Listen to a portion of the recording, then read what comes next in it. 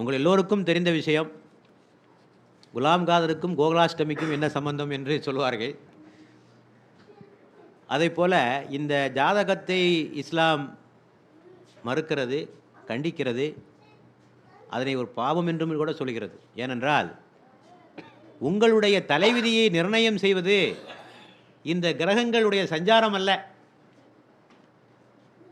நபிகள் நாயகம் காலத்தில் சொன்னார்கள், ஒரு சூரிய கிரகணம் ஏற்பட்ட போது மக்களெல்லாம் சொன்னார்கள், நபிகள் நாயகத்துடைய மகன் இறந்து போனார், அதனால தான் அந்த சூரிய கிரகணம் தோன்றுது என்று சொன்னபோது நபிகள் நாயகம் சொன்னார்கள், சூரியனும் சந்திரனும் இறைவனுடைய 2 அத்தாட்சிகள், இறைவன் இருக்கிறார் என்பதற்கான 2 சான்றுகள். அங்கே நடக்கிற மாற்றங்களுக்கும் மனிதனுடைய இறப்பு பிறப்புக்கும் எந்த சம்பந்தமும் இல்லை என்று சொன்னார்கள். அங்கேயும் இங்கேயும் முடிச்சு போடாதையா, வானத்துக்கும் பூமிக்கே முடிச்சு போடுற, இதுக்கு என்ன சம்பந்தம் இருக்குது? ஆகவே அந்த மனிதனுடைய தலைவிதியை நிர்ணயிப்பது கிரகங்களுடைய சஞ்சாரம் அல்ல.